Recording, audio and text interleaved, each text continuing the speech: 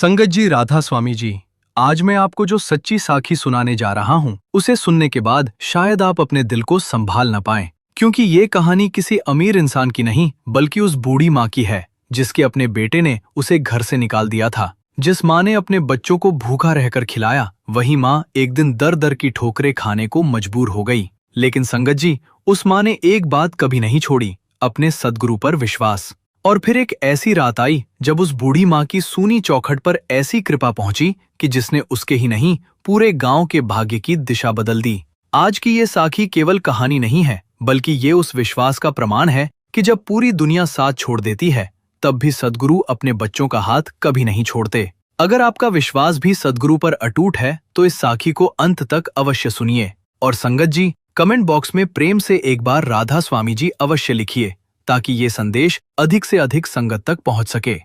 संगत जी, हरियाणा के एक छोटे से गांव में सावित्री नाम की लगभग 70 वर्ष की एक वृद्ध मां रहती थी। उसका चेहरा झुर्रियों से भर चुका था, कमर झुक गई थी, लेकिन उसकी आंखों में आज भी एक अजीब सी शांति दिखाई देती थी। गांव के लोग कहते थे कि सावित्री के जीवन में जितने दुख आए उतने शायद ही किसी और ने देखे हों। सावित्री का पति कई वर्ष पहले संसार छोड़ चुका था। उसके बाद उसने मजदूरी करके अपने इकलौते बेटे मोहन को पाला। कभी खेतों में काम किया, कभी लोगों के घरों में रोटियां बनाई, कभी ईंटें ढोईं, लेकिन बेटे की पढ़ाई और पालन पोषण में कभी कमी नहीं आने दी। जब मोहन छोटा था तब सावित्री कई कई रातें भूखी सो जाती, लेकिन बेटे को कभी भूखा नहीं रहने देती। सर्दियों की रातों में अपना कंबल बेटे पर डाल देती और खुद ठंडी जमीन पर बैठकर पूरी रात सिमरन करती रहती। वो हमेशा कहा करती थी, मालिक, मेरे हिस्से का सुख मेरे बेटे को दे देना। मुझे तो बस इतना आशीर्वाद देना कि मेरा विश्वास कभी कमजोर ना पड़े।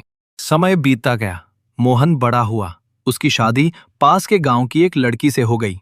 शुरुआत के कुछ महीने सब कुछ ठीक रहा, लेकिन धीरे धीरे घर का माहौल बदलने लगा। बहू को अपनी सास का हर काम बुरा लगने लगा। कभी वो कहती, हर समय माला लेकर बैठी रहती हो, थोड़ा घर का काम भी कर लिया करो। कभी कहती, हम कब तक इनका बोझ उठाते रहेंगे। सावित्री हर बात सुनकर चुप हो जाती। वो किसी से बहस नहीं करती थी, बस मन ही मन सद्गुरु का नाम लेकर मुस्कुरा देती।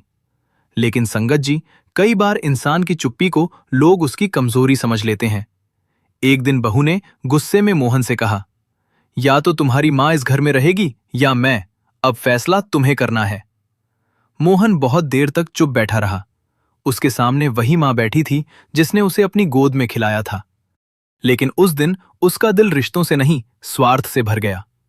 उसने धीरे से अपनी मां की तरफ देखा और बोला, मां, कुछ दिनों के लिए मंदिर के पास वाली पुरानी धर्मशाला में रह जाओ। जब हालात ठीक होंगे तब मैं तुम्हें वापस ले आऊंगा।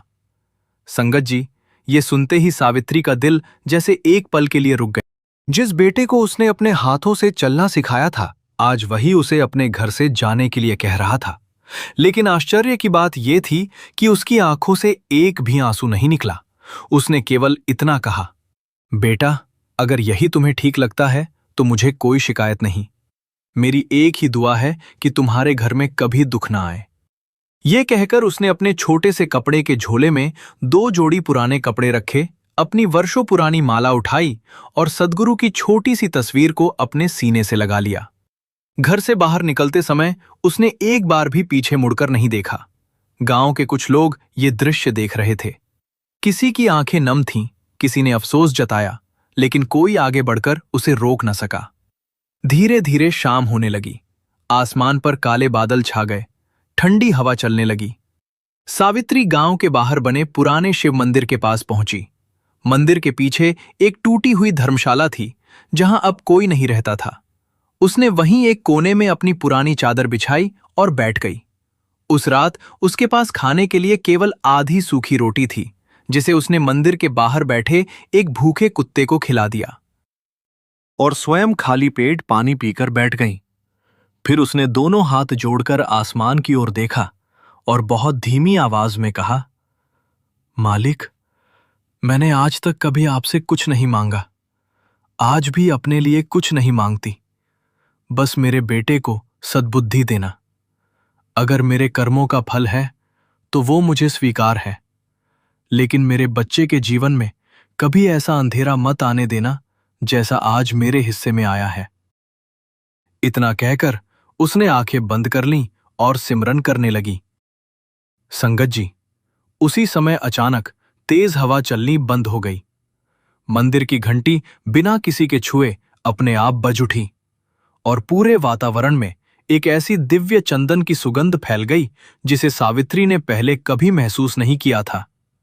उसने धीरे धीरे अपनी आंखें खोली और देखा कि धर्मशाला के मुख्य द्वार पर सफेद वस्त्र पहने एक तेजस्वी वृद्ध संत शांत मुस्कान के साथ उसकी ओर देख रहे थे।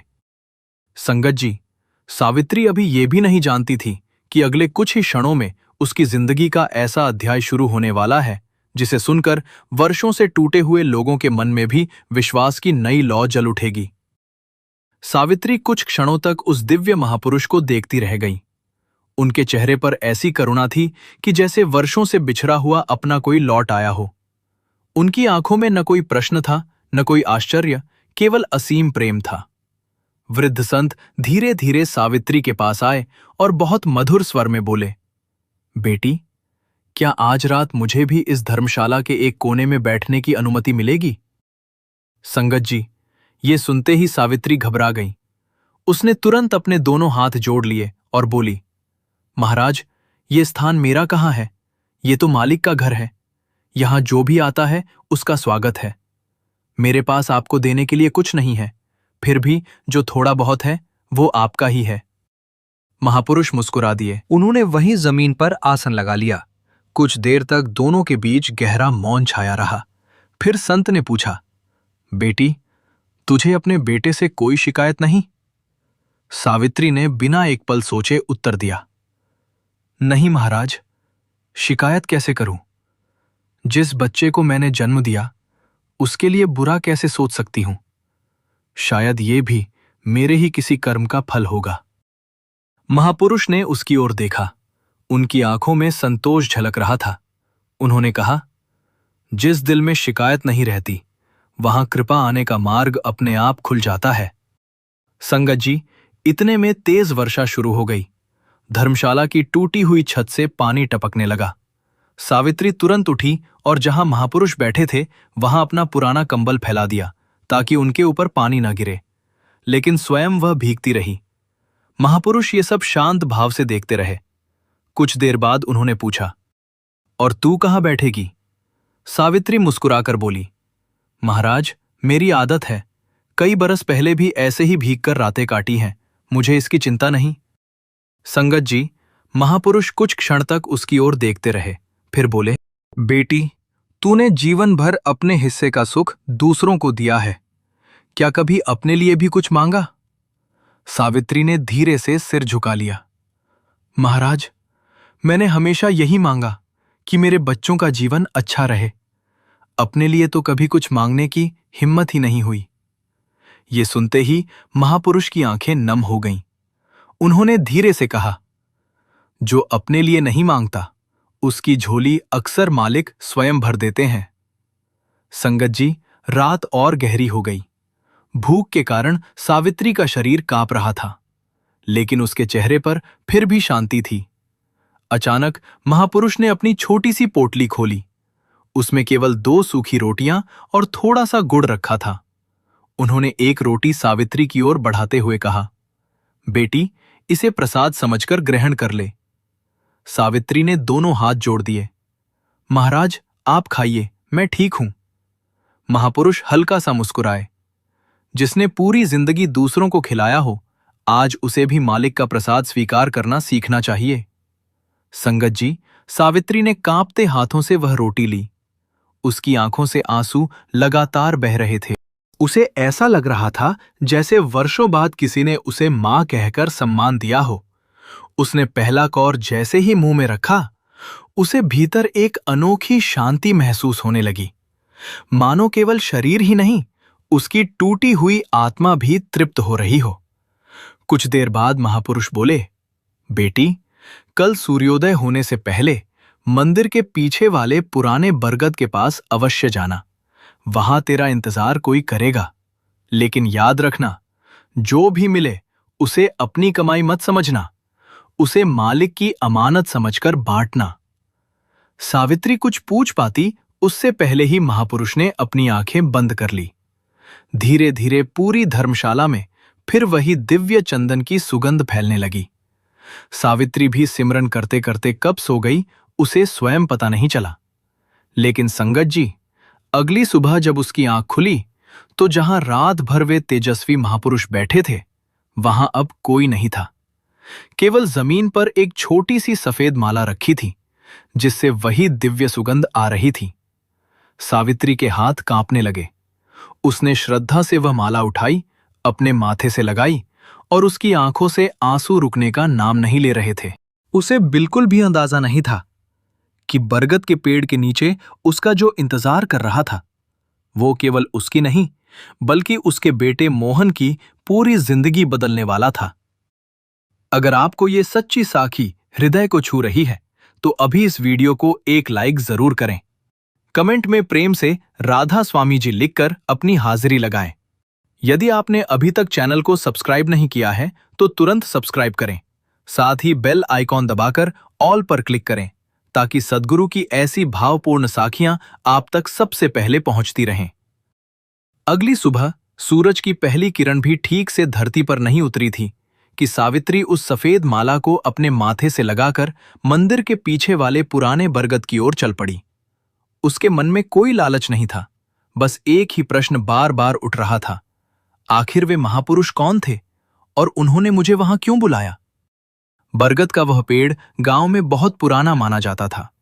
लोग कहते थे कि वर्षों पहले वहां संत महात्मा विश्राम किया करते थे, लेकिन अब वहां शायद ही कोई आता था।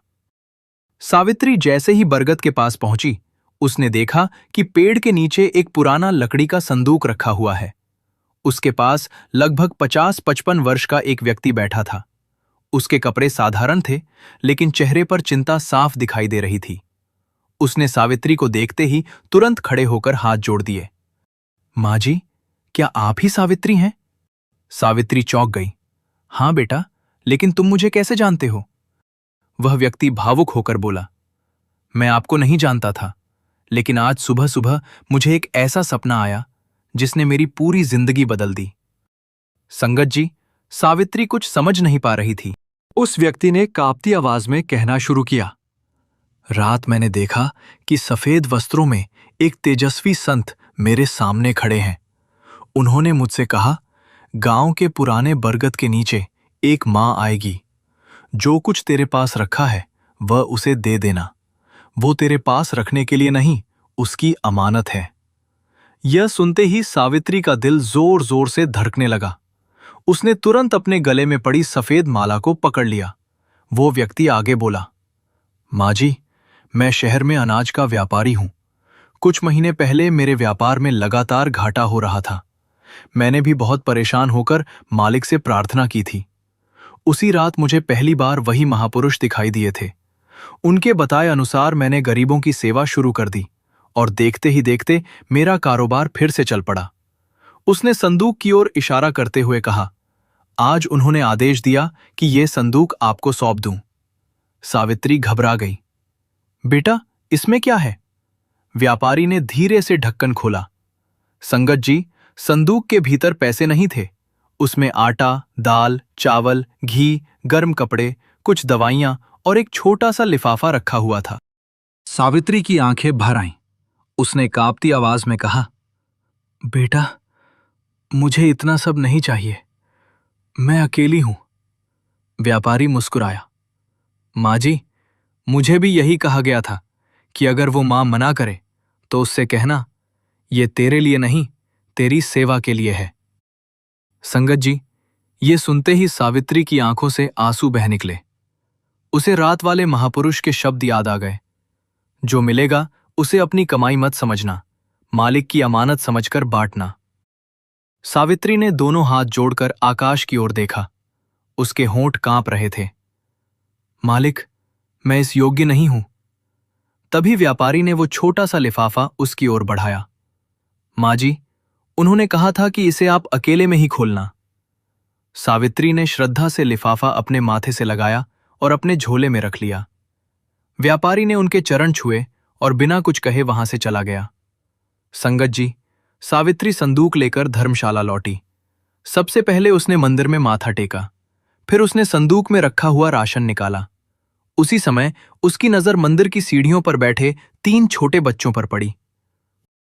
उनके कपड़े फटे हुए थे और वे कई घंटों से भूखे लग रहे थे। सावित्री एक पल के लिए भी नहीं रुकी। उसने तुरंत मंदिर के चूल्हे में आग जलाई, आटा गूंधा, दाल चढ़ाई और कुछ ही देर में उन बच्चों को अपने हाथों से गरम गरम रोटियां खिलाने लगी। बच्चे इतने भूखे थे कि खाते खाते उनकी आंखों से आंसू निकल आए। उनमें से सबसे छोटी बच्ची ने रोटी का टुकड़ा हाथ में लेकर कहा, दादी, आज 2 दिन बाद पेट भरकर खाना मिला है। ये सुनते ही सावित्री रो पड़ी। उसे अपना बीता हुआ समय याद आ गया। उसने मन ही मन कहा, मालिक, शायद इसी सेवा के लिए आपने मुझे आज तक जिंदा रखा। लेकिन संगत जी, उसी समय गांव के दूसरी ओर मोहन के घर में कुछ ऐसा होने लगा जिसकी किसी ने कल्पना भी नहीं की थी। जिस घर से मां को निकाल दिया गया था, उसी घर से एक एक करके सुख और शांति जैसे विदा होने लगे। और शाम ढलते ढलते मोहन की जिंदगी में ऐसा पहला झटका आने वाला था जो उसे पूरी तरह अंदर तक हिला देने वाला था। जिस घर से मां को निकाल दिया गया था, उसी घर से एक एक करके सुख और शांति जैसे विदा होने लगे। और शाम ढलते ढलते मोहन की जिंदगी में ऐसा पहला झटका आने वाला था जो उसे पूरी तरह अंदर तक हिला देने वाला था। उस दिन मोहन रोज की तरह अपने खेत देखने गया था। पिछले कुछ महीनों में उसने गांव के एक साहूकार से बड़ा कर्ज लेकर नई खेती शुरू की थी। उसे पूरा विश्वास था कि इस बार अच्छी फसल होगी और उसकी जिंदगी पहले से कहीं बेहतर हो जाएगी। लेकिन संगत जी, जब वह खेत के पास पहुंचा तो उसके पैरों तले जमीन खिसक गई। रात की तेज आंधी और ओलों ने पूरी फसल बर्बाद कर दी थी। जहां कल तक सुनहरी बालियां लहरा रही थी, वहां अब केवल टूटी हुई फसल और गीली मिट्टी दिखाई दे रही थी। मोहन घुटनों के बल जमीन पर बैठ गया। उसकी आंखों के सामने अंधेरा छा गया। उसी समय गांव का साहूकार वहां आ पहुंचा। उसने कठोर आवाज में कहा, मोहन, मैंने तुझे पहले ही समझाया था कि समय पर पैसे लौटा देना। अब 1 हफ्ते के अंदर मेरा पूरा पैसा चाहिए, नहीं तो खेत भी जाएगा और घर भी। ये कहकर वो चला गया। मोहन बहुत देर तक वहीं बैठा रे बाउन। उसे समझ नहीं आ रहा था कि अब क्या करे। संगत जी, जब वो शाम को घर लौटा तो उसकी पत्नी घबराई हुई उसका इंतजार कर रही थी। जैसे ही उसने मोहन को देखा, वो रोते हुए बोली, जल्दी चलो, हमारा बेटा रोहित सुबह से तेज बुखार में जल रहा है, दवा भी असर नहीं कर रही। ये सुनते ही मोहन दौड़कर अंदर गया। छोटा रोहित बिस्तर पर पड़ा कांप रहा था। उसका चेहरा तप रहा था। मोहन ने तुरंत उसे गोद में उठाया और गांव के वैद्य के पास ले गया। वैद्य ने बच्चे को ध्यान से देखा, फिर गंभीर स्वर में बोला, इसे तुरंत शहर के अस्पताल ले जाओ, देर मत करना। लेकिन संगत जी, मोहन की जेब में इतने पैसे भी नहीं थे कि वो शहर तक जाने का किराया दे सके।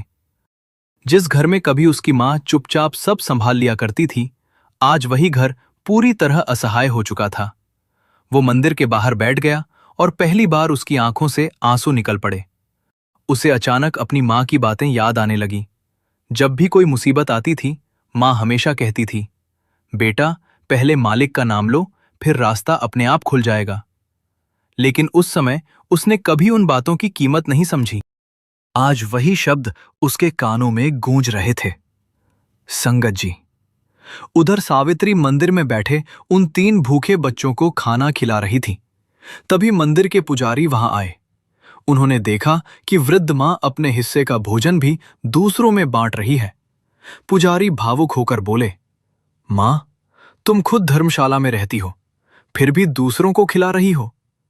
सावित्री मुस्कुराई, बेटा, जब मेरे पास कुछ नहीं था, तब भी मालिक ने मुझे भूखा नहीं सुलाया। अब अगर थोड़ा सा मिला है तो वो मेरा कैसे हो गया? ये तो उसी का है जिसने भेजा है। पुजारी कुछ क्षण तक उन्हें देखते रहे, फिर बोले, मां, मंदिर के पीछे एक छोटा सा कमरा वर्षों से बंद पड़ा है। अगर तुम चाहो तो वहां रह सकती हो। कम से कम बारिश में भीगना तो नहीं पड़ेगा। सावित्री ने तुरंत हाथ जोड़ दिए, ये भी मालिक की कृपा है। उस रात पहली बार सावित्री को सिर छिपाने के लिए एक सुरक्षित जगह मिल गई। लेकिन संगत जी, रात को जब वह उस छोटे से कमरे में बैठकर सिमरन कर रही थी, तभी उसे अपने झोले में रखा वही लिफाफा याद आया जो व्यापारी ने दिया था। उसने धीरे धीरे उसे खोला। अंदर एक पुराना सा कागज था। उस पर बहुत सुंदर अक्षरों में केवल एक पंक्ति लिखी थी, जिस दिन तेरा अपना तुझे भूल जाएगा, उसी दिन मैं तुझे अपना बना लूंगा। ये पढ़ते ही सावित्री की आंखों से आंसुओं की धारा बह निकली। उसने उस कागज को अपने हृदय से लगा लिया। उसी समय पूरे कमरे में फिर वही दिव्य चंदन की सुगंध फैलने लगी। सावित्री ने धीरे धीरे सिर उठाया और कमरे के दरवाजे पर कुछ क्षणों के लिए उसे फिर वही तेजस्वी महापुरुष खड़े दिखाई दिए। इस बार उनके चेहरे पर पहले से भी अधिक प्रकाश था। उन्होंने मुस्कुराकर केवल एक वाक्य कहा, बेटी, तेरी परीक्षा समाप्त होने वाली है, अब तेरे बेटे की शुरुआत हुई है। इतना कहकर वे धीरे धीरे प्रकाश में विलीन हो गए। सावित्री हाथ जोड़कर वहीं बैठी रह गई। उधर उसी समय मोहन अपने बीमार बेटे को गोद में लेकर मंदिर की ओर भाग रहा था। उसे बिल्कुल भी अंदाजा नहीं था कि कुछ ही क्षणों बाद उसकी मुलाकात उसी इंसान से होने वाली है जिसे उसने अपने ही घर से निकाल दिया था, और वही मुलाकात उसकी पूरी जिंदगी की दिशा बदलने वाली थी। मोहन अपने बीमार बेटे को गोद में लेकर मंदिर की ओर भाग रहा था। उसे बिल्कुल भी अंदाजा नहीं था कि कुछ ही क्षणों बाद उसकी मुलाकात उसी इंसान से होने वाली है जिसे उसने अपने ही घर से निकाल दिया था, और वही मुलाकात उसकी पूरी जिंदगी की दिशा बदलने वाली थी।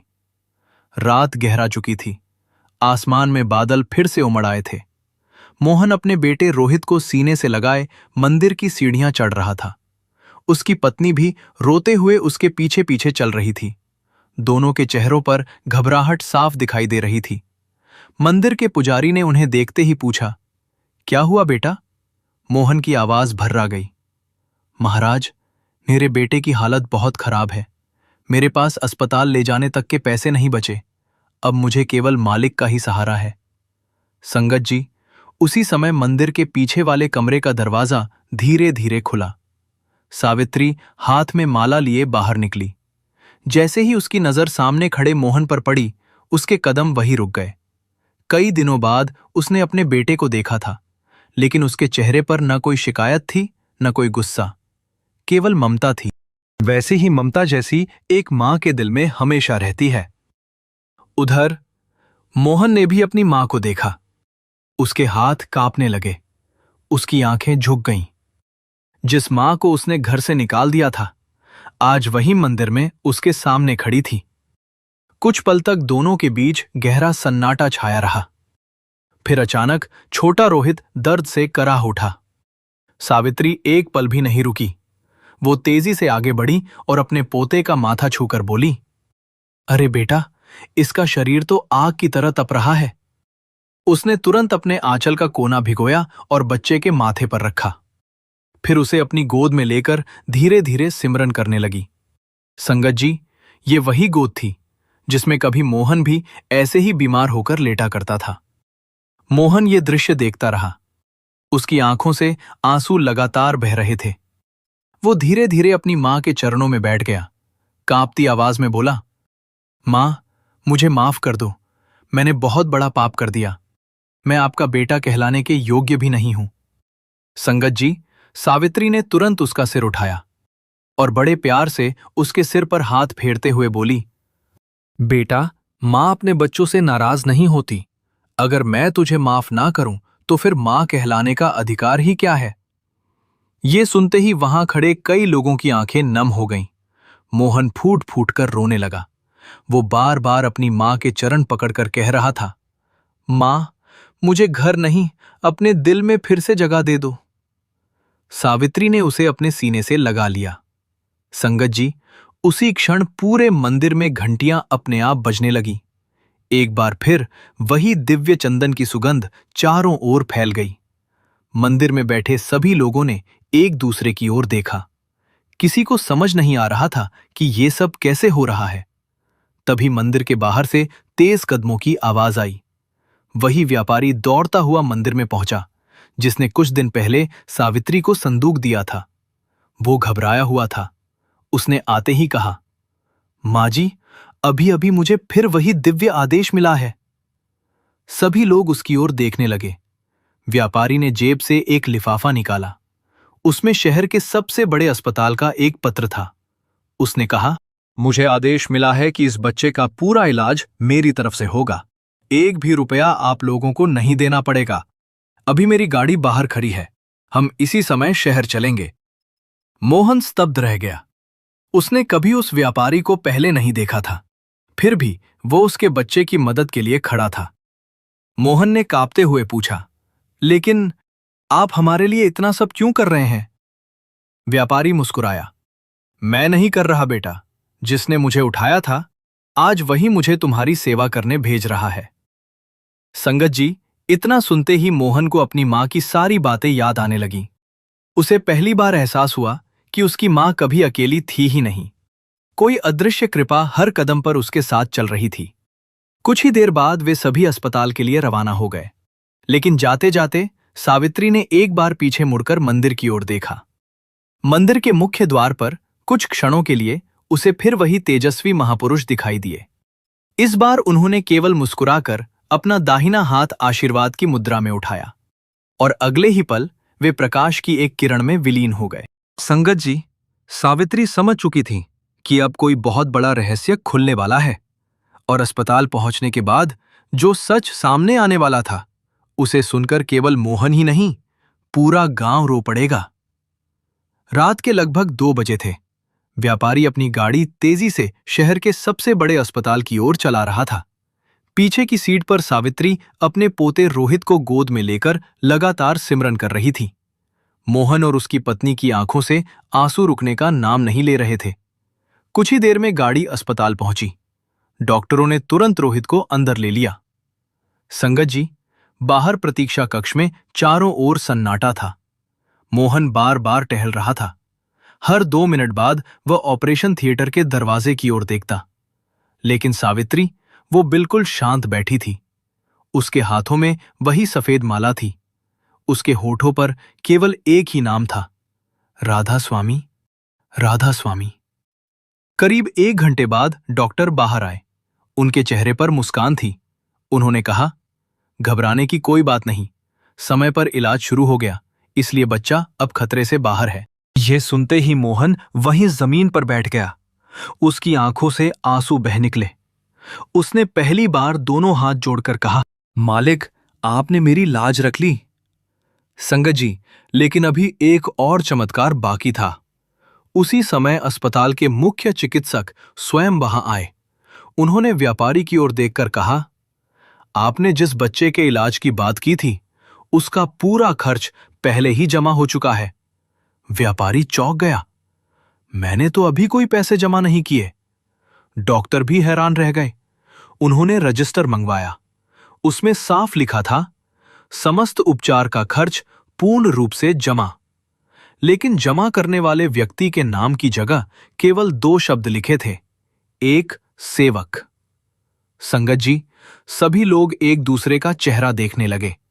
डॉक्टर बोले, रात लगभग 1:30 बजे सफेद कपड़ों में एक वृद्ध महापुरुष आए थे। उन्होंने कहा कि अगर एक छोटा बच्चा यहां लाया जाए तो उसके इलाज में कोई कमी नहीं रहनी चाहिए। पैसे जमा करने के बाद उन्होंने अपना नाम लिखवाने से मना कर दिया। ये सुनते ही सावित्री के हाथ कांपने लगे। उसकी आंखें भर आईं। उसने धीरे से अपनी माला को माथे से लगाया। उसके मन में अब कोई संदेह नहीं बचा था। उसे पूरा विश्वास हो चुका था कि वही रहस्यमयी महापुरुष हर कदम पर उनके साथ हैं। मोहन ये सब सुन रहा था। उसके आंसू रुक ही नहीं रहे थे। वो अपनी मां के चरणों में बैठ गया और बोला, मां, मैं कितना अंधा था। आपने हमेशा कहा था कि सद्गुरु कभी साथ नहीं छोड़ते, लेकिन मैंने आपकी बात पर विश्वास ही नहीं किया। आज समझ आया कि जिसने आपको घर से निकाला उसे भी आपने मालिक के सामने कभी दोषी नहीं ठहराया। सावित्री ने उसके सिर पर हाथ रखा। बेटा, जिस घर में क्षमा खत्म हो जाती है वहां कृपा भी धीरे धीरे चली जाती है, और जहां क्षमा लौट आती है वहां मालिक स्वयं रास्ता बना देते हैं। संगत जी, अगले दिन सुबह रोहित पूरी तरह होश में आ गया। उसने आंखें खोलते ही सबसे पहले अपनी दादी को देखा। मुस्कुराकर बोला, दादी, कल रात सफेद कपड़ों वाले बाबा मेरे पास आए थे। उन्होंने मेरे सिर पर हाथ रखा और कहा, जल्दी ठीक हो जा बेटा, तेरी दादी अभी बहुत लोगों के आंसू पोंछेगी। ये सुनते ही कमरे में मौजूद हर व्यक्ति स्तब्ध रह गया। रोहित इतना छोटा था कि वह उन महापुरुषों के बारे में कुछ जान ही नहीं सकता था, लेकिन उसके शब्द सुनकर सावित्री की आंखों से आंसुओं की धारा बह निकली। व्यापारी भी भावुक हो गया। उसने हाथ जोड़कर कहा, माँ जी, अब मुझे पूरा विश्वास हो गया कि मैं किसी संयोग से नहीं बल्कि कृपा के आदेश से आपके जीवन में भेजा गया था। 2 दिन बाद जब पूरा परिवार गांव वापस लौटा तो पूरे गांव में ये बात फैल चुकी थी कि सावित्री मां के साथ कोई दिव्य कृपा चल रही है। जो लोग पहले उन्हें दया की नजर से देखते थे, आज वही उनके चरण छूने लगे। लेकिन सावित्री हर किसी से केवल एक ही बात कहती, मेरे चरण मत छुओ। अगर सच में मालिक का धन्यवाद करना है तो अपने घर से किसी भूखे को खाली मत लौटाना, किसी बूढ़े माँ बाप का दिल मत दुखाना, और कभी सेवा का अवसर मिले तो उसे अपने जीवन का सबसे बड़ा सौभाग्य समझना। संगत जी, लेकिन अभी सबसे बड़ा रहस्य सामने आना बाकी था, क्योंकि कुछ दिनों बाद मंदिर की सफाई करते समय पुजारी जी को एक ऐसी पुरानी वस्तु मिलने वाली थी जो ये बता देगी कि आखिर वे रहस्यमयी महापुरुष थे कौन और क्यों बार बार केवल सावित्री की सहायता के लिए प्रकट हो रहे थे। अगर ये सच्ची साखी आपके हृदय को छू रही है तो अभी इस वीडियो को लाइक करें। कमेंट बॉक्स में प्रेम से राधा स्वामी जी अवश्य लिखें। यदि आपने अभी तक चैनल को सब्सक्राइब नहीं किया है तो अभी सब्सक्राइब करें और बेल आइकॉन दबाकर ऑल पर क्लिक करें, ताकि ऐसी भावपूर्ण सच्ची साखियां सबसे पहले आप तक पहुंचती रहें। अगले रविवार पूरे गांव के लोग मंदिर में सेवा के लिए एकत्र हुए। कोई आंगन साफ कर रहा था, कोई पेड़ों की छटाई कर रहा था, कोई दीवारों पर चूना लगा रहा था। सावित्री भी हाथ में झाड़ू लेकर मंदिर के पुराने भंडार वाले कमरे की सफाई करने लगी। वो कमरा वर्षों से बंद पड़ा था। उसके दरवाजे पर मोटी धूल जमी हुई थी। जब दरवाजा खोला गया तो अंदर मकड़ी के जाले, पुराने संदूक और लकड़ी की टूटी हुई अलमारियां रखी हुई थीं। संगत जी, सफाई करते करते पुजारी जी की नजर एक पुराने लोहे के संदूक पर पड़ी। उस पर मोटी जंग लगी हुई थी। बहुत कोशिश के बाद उसका ताला खुला। संदूक के अंदर कुछ पुराने धार्मिक ग्रंथ, पीले पड़ चुके कागज और एक कपड़े में लिपटी हुई तस्वीर रखी थी। पुजारी जी ने जैसे ही वह तस्वीर बाहर निकाली, उनके हाथ कांप गए। उन्होंने तुरंत सावित्री को आवाज लगाई, मां, जरा इधर आना। सावित्री धीरे धीरे उनके पास पहुंची। जैसे ही उसकी नजर उस तस्वीर पर पड़ी, वह स्तब्ध रह गई। उसकी सांसें तेज हो गईं। उसकी आंखों से आंसू अपने आप बहने लगे।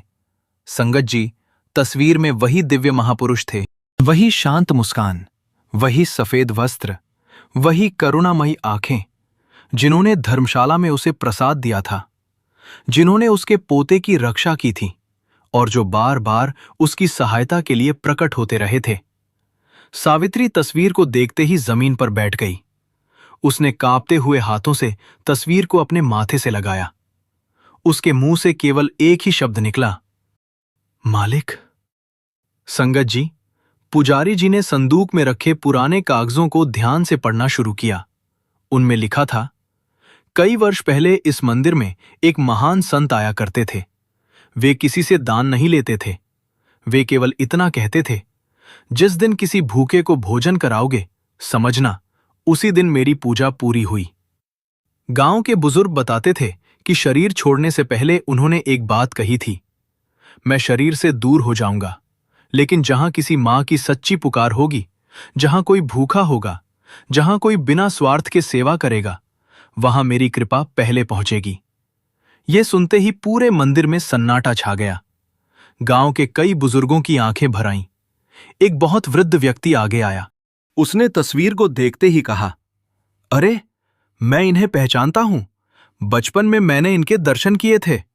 मेरे दादाजी कहा करते थे कि ये किसी का नाम नहीं पूछते थे, बस दुख देखकर सहायता कर देते थे। संगत जी, अब किसी के मन में कोई संदेह नहीं बचा था। सभी समझ चुके थे कि सावित्री के जीवन में जो कुछ हुआ वह केवल संयोग नहीं था, वह कृपा थी। उसी समय मंदिर के बाहर अचानक तेज हवा चलने लगी। लेकिन आश्चर्य की बात यह थी कि मंदिर के आंगन में रखा एक दीपक बिल्कुल भी नहीं बुझा। उसकी लौ पहले से भी अधिक तेज हो गई और पूरे वातावरण में फिर वही दिव्य चंदन की सुगंध फैल गई। सभी लोगों ने एक साथ हाथ जोड़ लिए। कई लोगों की आंखों से आंसू बह रहे थे। मोहन भी वहीं खड़ा था। वह धीरे धीरे अपनी मां के पास आया।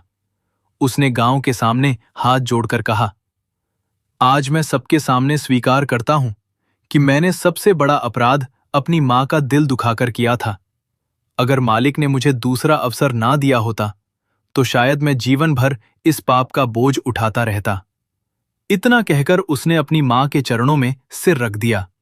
सावित्री ने तुरंत उसे उठाया और मुस्कुराकर बोली, बेटा, जब इंसान अपनी गलती स्वीकार कर लेता है, उसी दिन मालिक उसकी नई शुरुआत लिख देते हैं। बीती हुई बातों को पकड़कर मत बैठो। अब ऐसा जीवन जीना कि किसी मां की आंखों में कभी आंसू ना आए। संगत जी, उस दिन के बाद मोहन पूरी तरह बदल गया। उसने सबसे पहले अपने घर का एक कमरा उन बुजुर्गों के लिए खोल दिया जिनके अपने उन्हें अकेला छोड़ चुके थे।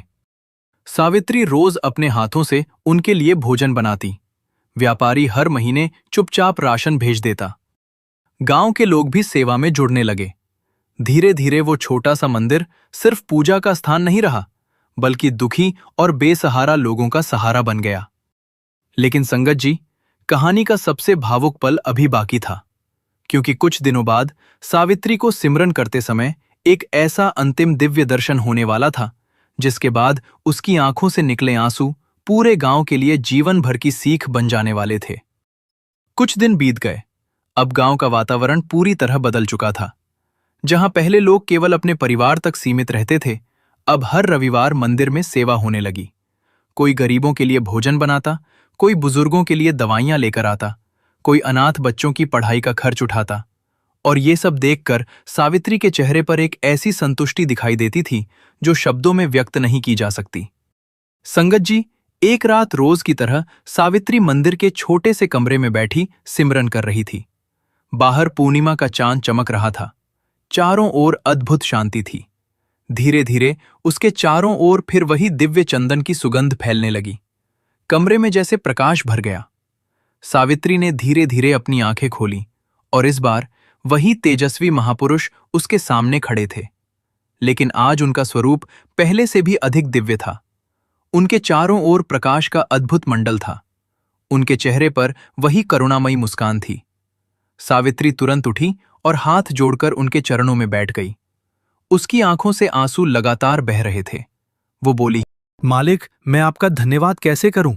आपने एक टूटी हुई मां की लाज रख ली, मुझे सहारा दिया, मेरे बेटे को सुधारा, मेरे परिवार को बचा लिया। महापुरुष मुस्कुराए। उन्होंने बहुत शांत स्वर में कहा, बेटी, हमने तुझे कभी अकेला नहीं छोड़ा था। जब तू घर से निकली थी उस दिन भी हम तेरे साथ थे। जब तू भूखी थी तब भी हम तेरे साथ थे। जब तूने अपने हिस्से की रोटी दूसरों को दे दी, उसी दिन कृपा ने तेरे घर का रास्ता चुन लिया था। सावित्री रोते हुए बोली, मालिक, मैं तो बहुत साधारण इंसान हूं, इतनी कृपा मुझ पर ही क्यों? महापुरुष बोले, क्योंकि तूने दुख मिलने पर भी किसी से नफरत नहीं की। जिसने तुझे घर से निकाला उसके लिए भी तूने आशीर्वाद मांगा। बेटी, क्षमा से बड़ा कोई तप नहीं और सेवा से बड़ा कोई धन नहीं। संगत जी, इतना कहकर महापुरुष ने अपना दाहिना हाथ सावित्री के सिर पर रखा। उसी क्षण सावित्री को ऐसा अनुभव हुआ जैसे उसके भीतर वर्षों का सारा दर्द समाप्त हो गया हो। उसका मन पूर्ण शांति से भर गया। कुछ क्षण बाद महापुरुष बोले, अब हमारा कार्य पूरा हुआ। आगे से हमारी पहचान मत ढूंढना, हमारी शिक्षा को जीवित रखना। जहां कोई भूखा मिले उसे भोजन देना, जहां कोई रोता मिले उसके आंसू पोंछना, जहां कोई अकेला मिले उसे अपनापन देना, वहीं हमारे दर्शन होंगे। ये कहकर वे धीरे धीरे प्रकाश में विलीन हो गए। संगत जी, अगली सुबह सावित्री ने पूरे गांव को बुलाया।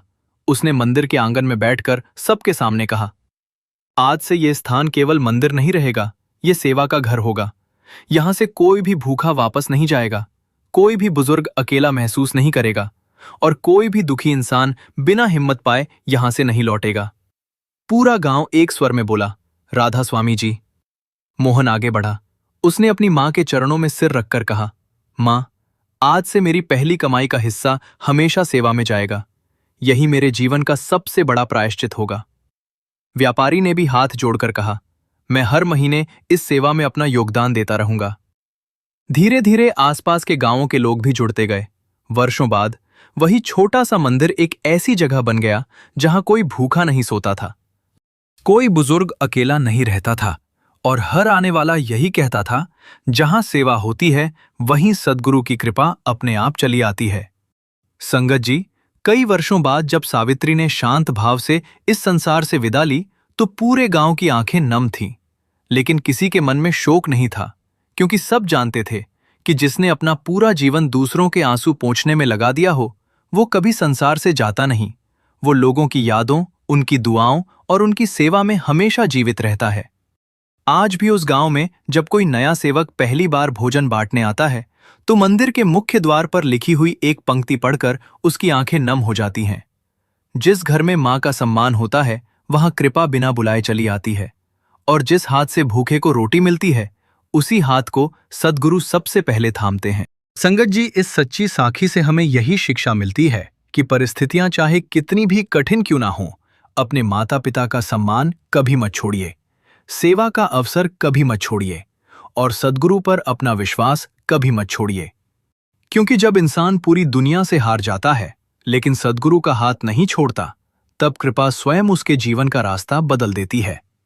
अगर इस सच्ची साखी ने आपके हृदय को स्पर्श किया हो, आपकी आंखें नम हुई हों और आपका विश्वास पहले से अधिक दृढ़ हुआ हो, तो कमेंट बॉक्स में प्रेम से राधा स्वामी जी अवश्य लिखें। इस वीडियो को लाइक करें, अपने परिवार और संगत के साथ शेयर करें। यदि आपने अभी तक हमारे चैनल को सब्सक्राइब नहीं किया है तो अभी सब्सक्राइब करें और बेल आइकॉन दबाकर ऑल पर क्लिक करें, ताकि सद्गुरु की ऐसी भावपूर्ण सच्ची साखियां सबसे पहले आप तक पहुंचती रहें। राधा स्वामी जी।